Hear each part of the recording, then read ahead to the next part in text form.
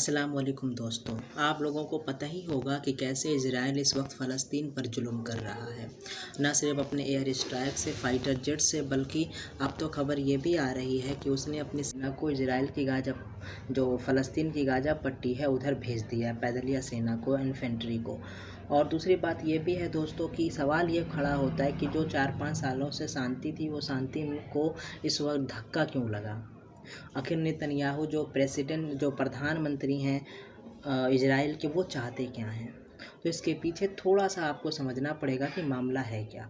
असल में मामला ये है कि पिछले अगर आप 2 साल, 2.5 साल, 3 साल के पीछे इजराइल की पॉलिटिक्स को देखें तो आप पाएंगे कि वहाँ जो नेतन्याहू गवर्नमेंट है उस पर करप्शन के चार्जेस हैं। और कई बार आपने न्यूज़पेपर में पढ़ा होगा तो पाया होगा कि उनके घर के बाहर जो यहूदी आबादी है उन्होंने कई बार प्रोटेस्ट किए थे, जिसकी वजह से उन पे एक प्रेशर था कि वो अपने पद से इस्तीफ़ा दे दें। लेकिन उन्होंने एक बार भी इस्तीफ़ा नहीं दिया। 4 बार सरकारें बनी और चारों बार सरकार जो है एक मेजॉरिटी के साथ नहीं बन पाई, जिसकी वजह से बेन्यामिन नेतन्याहू एक कमज़ोर प्रधानमंत्री वहाँ पर थे। अब यही वजह है कि वो अपने अपने अपनी जो सिचुएशन है, अपना जो कद है, वो फ़लस्तीन पे जुल्म करके वो इजराइलियों के बीच में एक मजबूत होना चाहते हैं।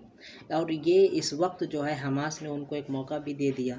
तो हमास ने जो इसीलिए वो इसको अपनी तरफ से भुनाना चाहते हैं, ताकि आइंदा जब फिर एक बार सरकार बने, एक बार फिर चुनाव शायद वहाँ हो, क्योंकि इस बार भी वहाँ पे मेजॉरिटी की गवर्नमेंट नहीं है, तो शायद फिर 2-4-6 महीने में चुनाव हो, तो उसको ये भुनाएंगे कि वो फ़लस्तीन पे जुल्म करके, फ़लस्तीन पर हमले करके जनता में जाएंगे और कहेंगे कि देखिए मैंने ये किया है, कैसे मैंने हमास को ख़त्म कर दिया।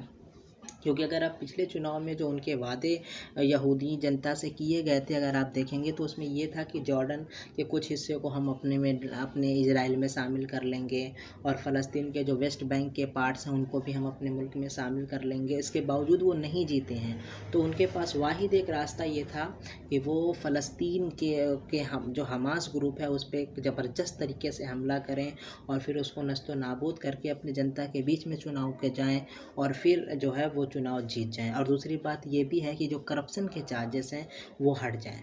तो फ़िलहाल उन पर केस चल रहा है, उनकी बीवी पर केस चल रहा है। बेन्यामिन नेतन्याहू जो प्रधानमंत्री हैं, वहाँ के पीएम है, वज़ीर आज़म हैं। तो ये सारी अगर आप पस मंज़र में देखेंगे तो आप पाएंगे कि ये सिर्फ गेम है अपनी इमेज को बिल्ड करने का, अपनी इमेज को बढ़ाने का, पॉलिटिकल पावर को बढ़ाने का, और कुछ नहीं।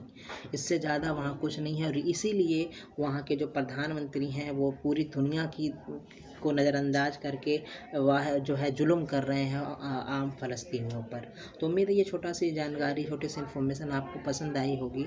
तो मेरे इस चैनल को सब्सक्राइब करें। शुक्रिया, थैंक यू।